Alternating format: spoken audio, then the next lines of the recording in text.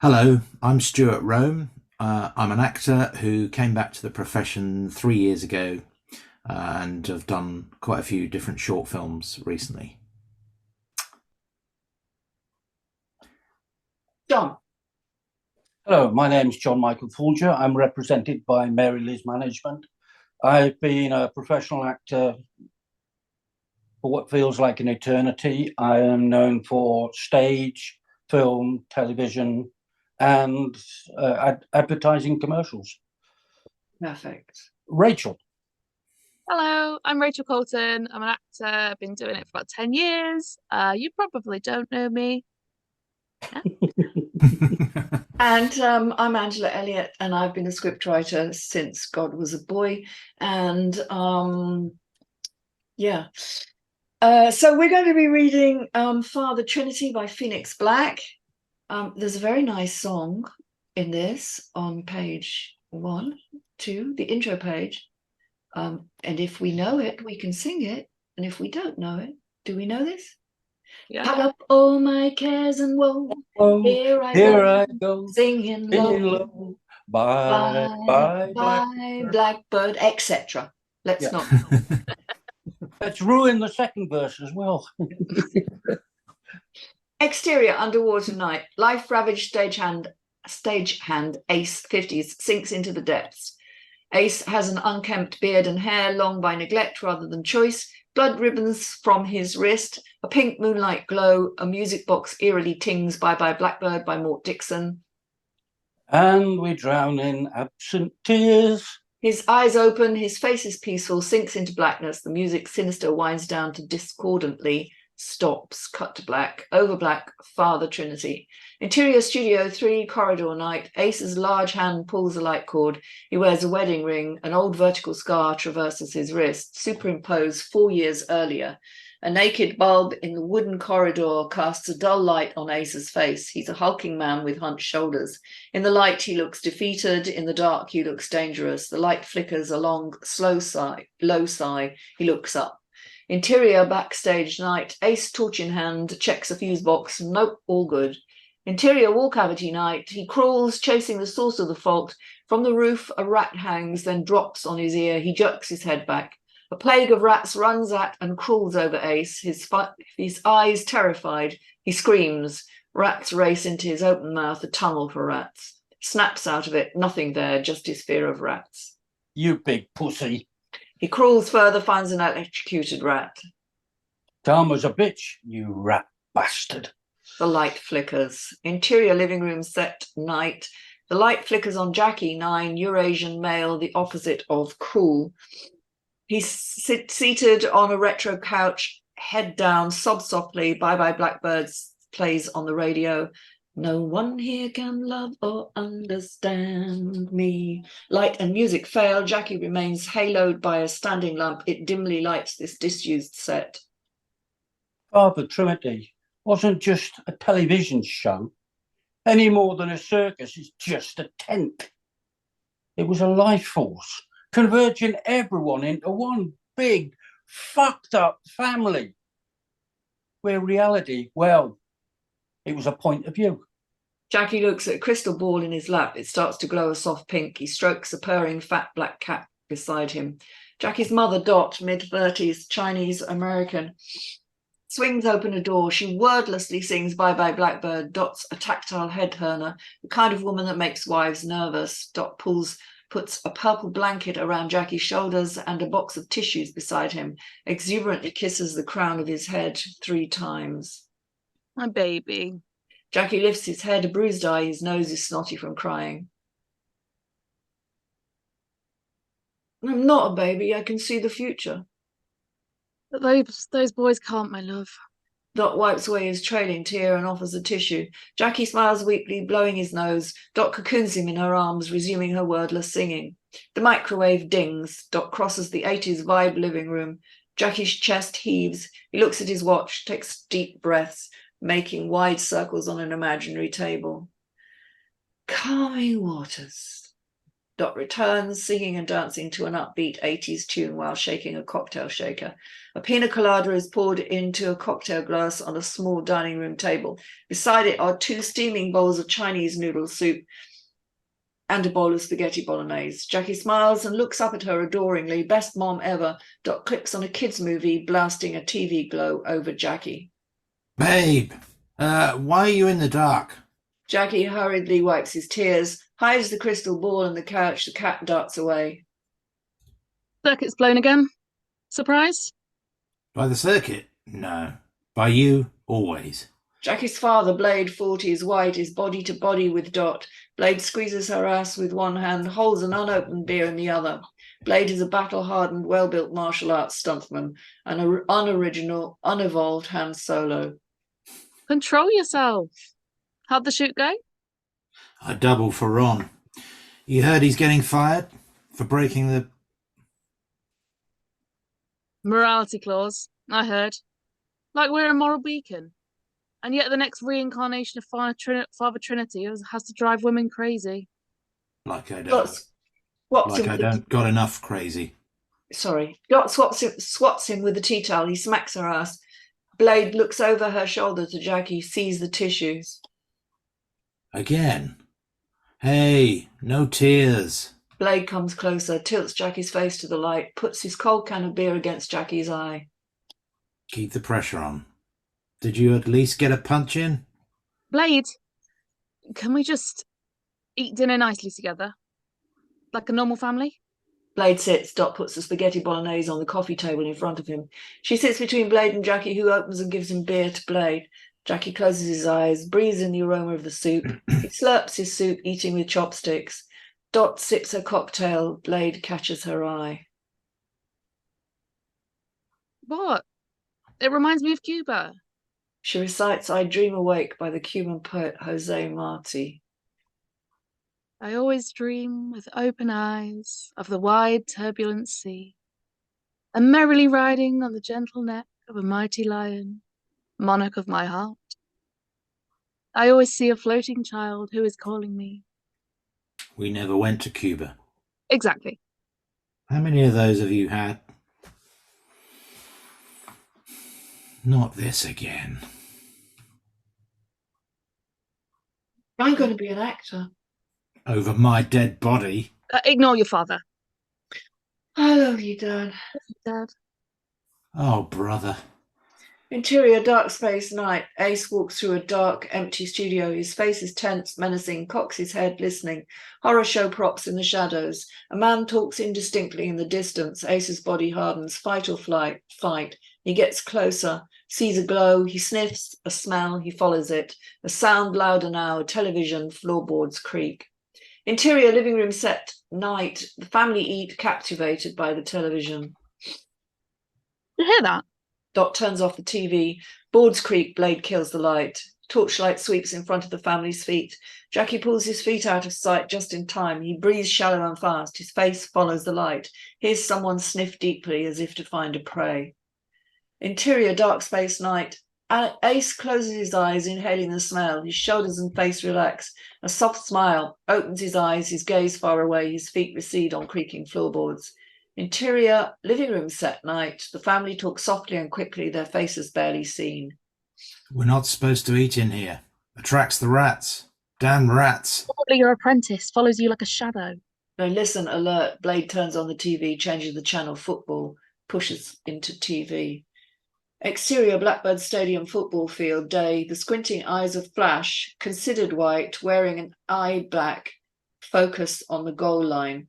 The college quarterback star rams opponents out of the way. The field is a swarm of red and black, the Cardinals versus the Blackbirds. Flash high steps, arches out of reach of hands, sprints across the field. The crowd chants like a heartbeat. Flash! Flash, Flash! flash, Flash! flash. Flash. He looks over his shoulder, grinning. Eat my dust. Touchdown. He does a cocky strut, sexy dance, throws down his helmet, hurls his shirt. He's a god and he knows it.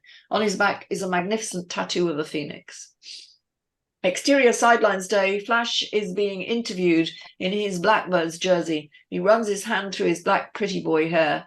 Flash is the reason girls have curfews. Captivating. Not just his looks, ripped, tall and roguish smile, green cat's eyes, but his presence, a Johnny Utah kind of trouble. Flash, Flash! Flash! Flash is handed a trophy, he punches the air with it. This one's for you, Dad. Security staff keep the crowd back. Women spill over the guardrail. They chant. The chanting continues. A sportscaster, 20s, black with swagger, guffaws. This is out of control! Flash signs his showy autograph in a black marker on the breasts of a surprising female fan, 20s Asian American. So what do you see in your future? Flash chuckles, looking at the seething throng around him. What do I see in my future? Flash grabs a female fan, dips her in a kiss. She's startled. Cameras flash madly. Booyah! Interior hotel room night. The hotel is packed with footballers and fangirls, drinking and doing drugs, making out against walls. One footballer videos another having sex on a table with a nearly unconscious blonde girl. A row of footballers blindfolded at small tables lean back in chairs. Under the tables are girls on their knees. The female fan, seen from behind, stands awkwardly. A long blonde wig falls down her midriff top and red jeans. She looks over her shoulder, brow furrowed. She wears blue contact lenses. She sucks her bottom lip anxiously, makes eye contact with the mean girl, 20s, white in baby pink cashmere. The mean girl is backed by her sorority sisters. No turning back now. We're right behind you. The female fan's fingers repeatedly scratch at her palms in the nervous fists.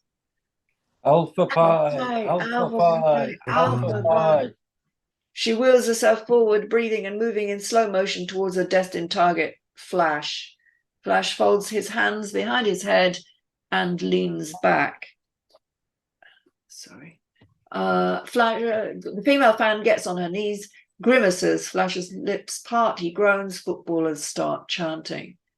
Flash, Flash, Flash, Flash. His hands dig into the arms of the chair. Flash peeks from under his blindfold, blonde hair, red jeans, and a midriff top, revealing a fresh, hand-sized lower back tattoo. It's his autograph. Flash. He groans loudly. His body convulses in pleasure. Note, rapid weave between scenes of Ace, Flash, and Jackie, flashing postcards, surreal, disorientating, dreamlike.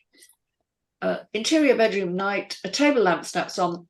A woman's hand glues a newspaper cutting into a scrapbook. Flash fever. Blackbirds swoop in. Her nails are savagely bitten. She highlights the caption, Jack Flasher's kisses unknown woman. Lamp snaps off. Heard through the blackness. Punch, punch, punch. Interior Studio 3 sub-basement room night. Ace pounds into a human-sized punching bag. The bag seals. His face softens. Ace lovingly embraces the punching bag, his closest thing to human contact, leans his cheek on it, sighs, his eyes close, open to see. Interior entrance night. Ace looks down at the loose carpet at the door, tries to smooth out the carpet with his foot. Ace has a tool belt at his waist, upholsters a nail gun, aims it at the carpet, channels his inner movie star. You're going down.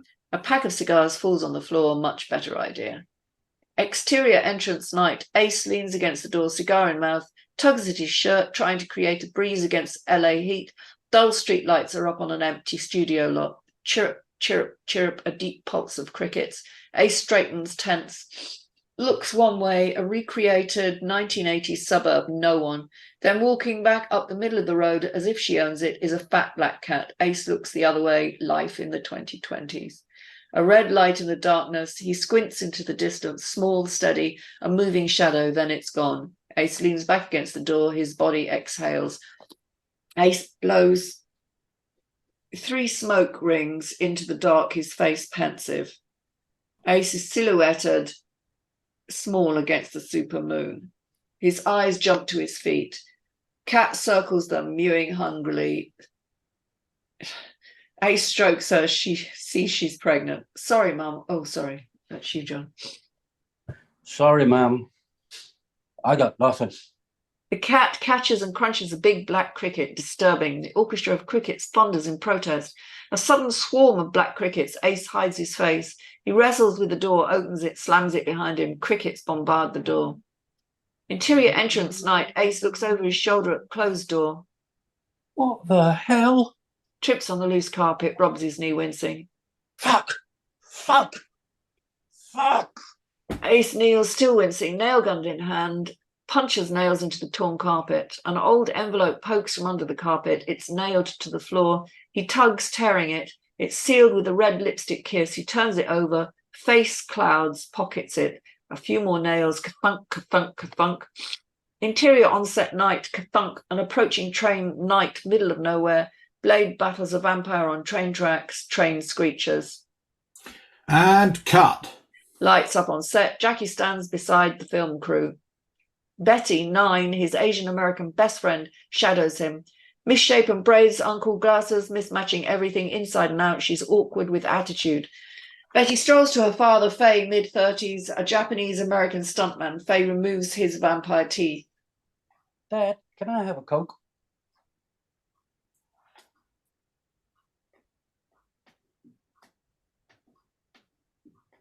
Have you done your homework?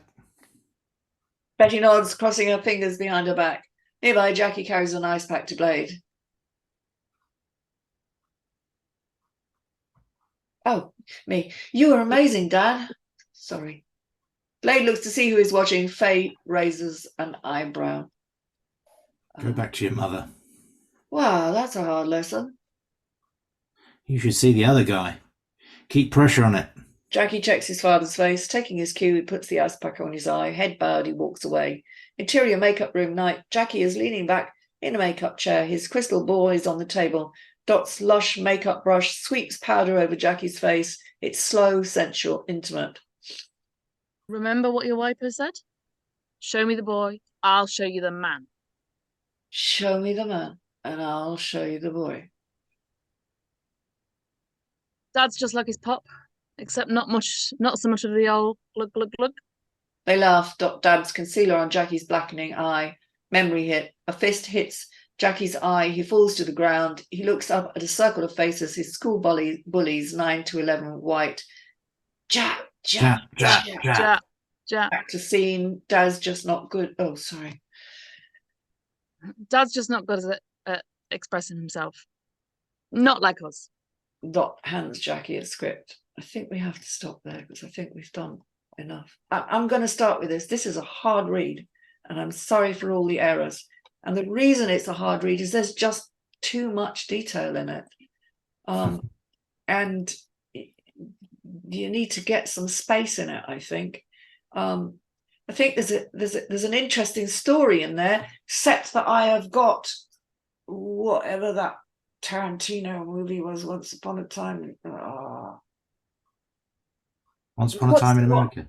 What's the one where Brad Pitt and Leonardo is the stunt man? Yeah, that came to mind as I was reading it. I was thinking, wait a minute, are we doing a rerun of this? I think there is a good story in here, but there's just so much detail, and I'm wondering how much detail we really need to set some of these scenes. Also, it's not clear in some places where we are, where the scenes change, because although you have essentially got a scene heading in caps, you're not actually, it is so different from what has gone before that we actually do need a proper scene heading to identify it. Otherwise it's just not going to work. And I made a few notes as I was reading, although I didn't really, it was hard to in fact I made notes on the wrong script there.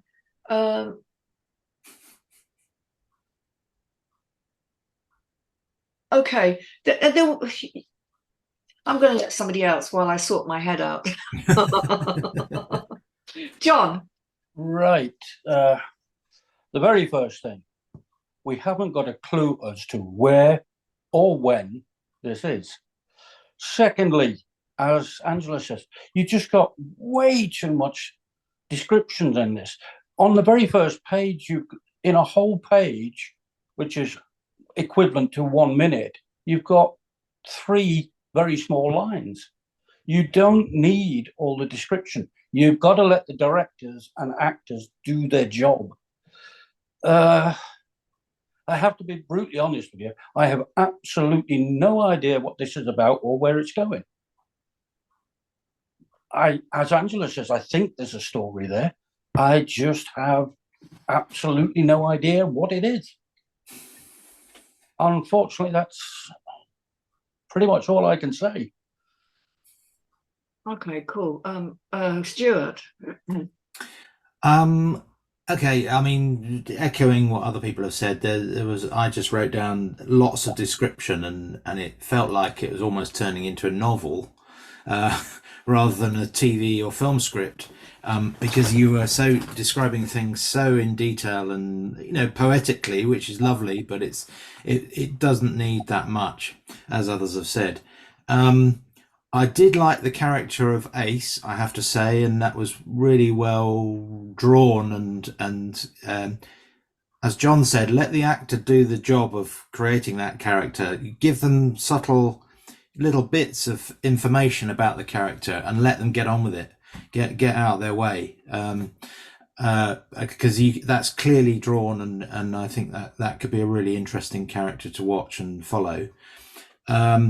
Particularly the images of the rats, you know, all that stuff going on, and then later on I see there was an echo of that with the crickets and things.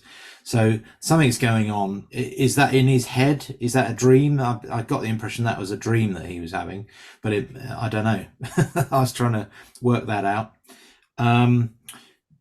As I was reading Blade, I'm trying to remember which page it was on.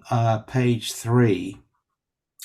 There's a off-screen line of Blade, and you don't know who Blade is when you're reading that. And then you get the description of Blade, who it is, like 3 lines later.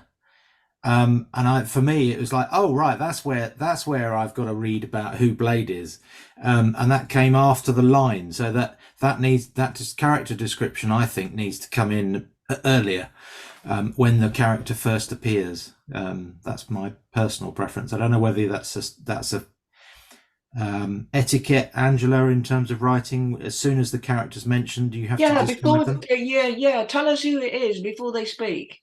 Yeah. So that jumped out to me a bit.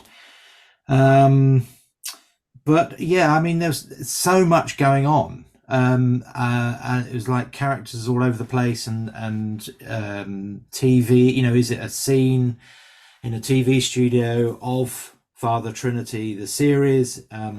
There's so much to think about and look at and watch and try and make sense of, that it was just like kind of overload for the reader. So maybe that'll be more understandable visually if it's made and you see how things link in. Again, maybe you see things visually and this is your way of writing that down. So that's maybe where you're coming from on this script. So I appreciate that, because I'm a visual person myself, but it's just finding that balance of storytelling and not overdoing the visual side. Yeah, So that's it for me. Rachael. Yeah, I thought it had a lovely opener. I really liked Ace as well in this character, and I was like, oh, where's this going? Interesting. And then unfortunately the sort of detail and description we've discussed muddied it a bit for me. And I think you have got a really good story in there, to be honest with you, but we're not quite getting that because the script isn't there yet. So I would love to read it again, when you've sort of taken a bit of that feedback. To discover some more about the story and his characters, because they are interesting characters. Yeah. I've managed to sort my notes out now. Sorry, it's very hard to write notes at the same time as read. So my notes are like 1-line notes or a page number that I've noted down, and then I realised what this is that this is a shooting script that's not a shooting script. This is you seeing this, but not actually writing it so that others can see it just yet. So what you're essentially doing is, as you're directing it as you're putting it onto the page. but it's not in the right format for a shooting script, and you shouldn't really be writing a shooting script at this point anyway. And I realized that when I got to this scene on page 7, interior dark space night, where you've got one-liners. Ace walks through a dark empty studio. His face is tense, menacing, cocks his head, listening. Horror show props in the shadows. Man talks indistinctly in the distance. Ace's body hardens, fight or fight. He gets closer, sees a blow. He sniffs, smell, follow, etc., etc. So I can see how that works visually. I can see how you're thinking, we're going to shoot it like this. Wait a minute. First of all, you got to sell this script before it's being shot. And the director's going to have a whole other take on it, probably. And so what you really need to be doing there is setting up interior dark space night. Ace walks through a dark, empty studio with horror show props in the shadows and a man talking indistinctly in the distance. And then I would forget about his face is tense, menacing, cocks his head, listening. Let the actor do his thing. You know, he's walking into a dark space and he doesn't know what horror show props. He's going to be anxious anyway. Just let him do his thing. Then there's a glow in the distance. I mean, a lot of this is automatic, that the actor's just going to fill it in. You have to let them do their job. And that way, you're not putting in quite so much detail so that we're all kind of getting deluged in detail and don't really then get what's going on. I think that's what I'm trying to say. The other thing is there's a couple of places, and one was on page 11. There was a couple on page 11 that I thought just nearly made me laugh out loud, because I thought his eyes fall to the floor. His eyes jump to his feet. What, his actual eyes pop out of his head and jump to his feet? I'm sure that's not what you mean. I'm sure what you mean is he glances at his feet. Well, then say he glances at his feet.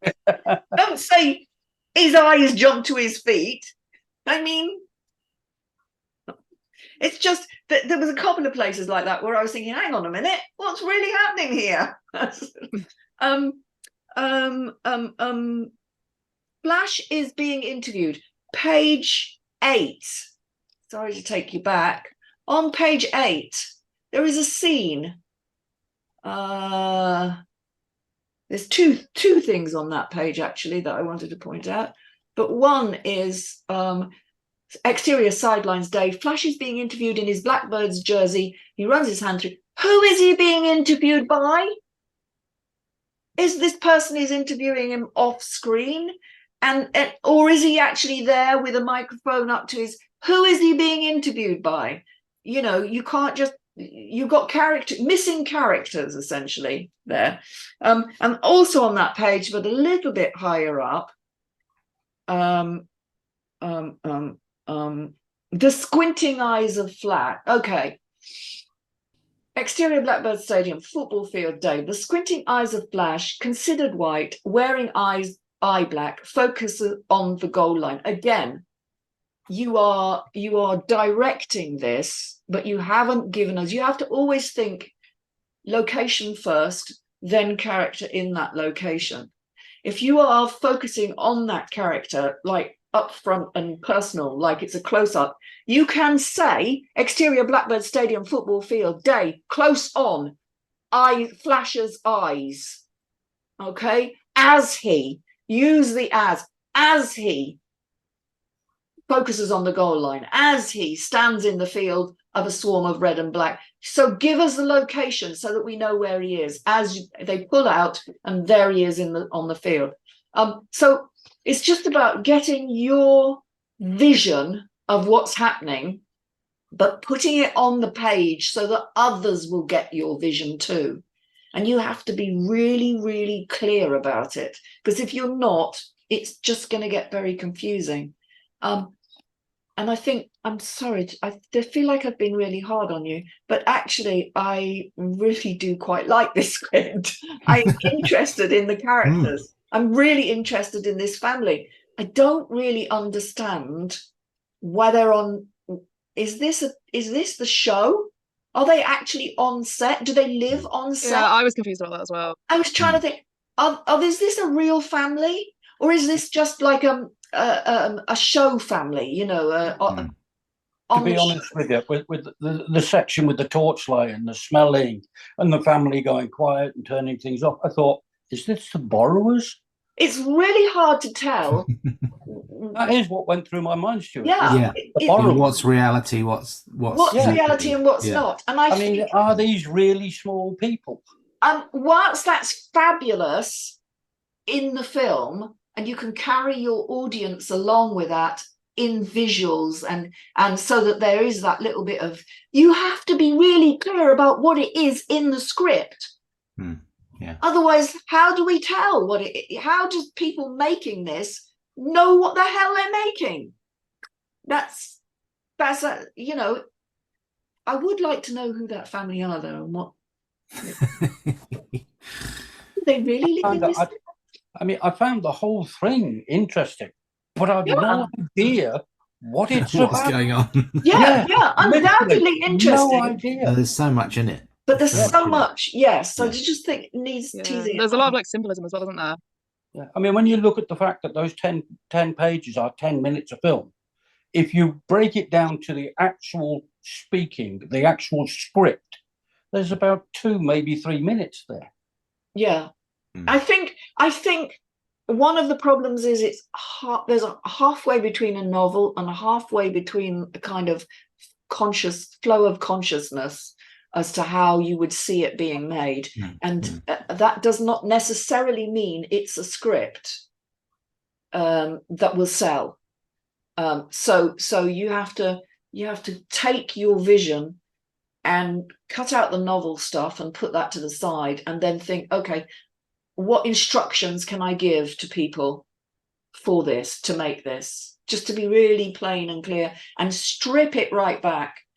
Lots of people will. Yeah, because you can do a description of all the background and stuff in a separate document, like a pitch document. Yeah. You can get in all this stuff, all this beautifully written stuff about, how it looks and visuals and stuff. You could, throw your ideas in, and whether the director takes them on or not is another question. I mean, I'm thinking here. I'm looking here. On page. What page is it? Can't think what page it is. First page, in fact. Well, we've got a plague of rats runs out and crawls over Ace. His eyes terrified. He screams. Rats race into his open mouth. A tunnel for rats snaps out of it. Nothing there. Just his fear of rats. You don't need any of that. That's a novel. You don't need that. I was just going to go with the very first. You just go, a plague of rats runs out and crawls over Ace. He's terrified. And then Ace, you big pussy. That's it. Let the actor do his bit. Let the director direct it. That's it. The people reading it will fill it in their heads, because that's what we do. Anyway. Okay. I hope that helps.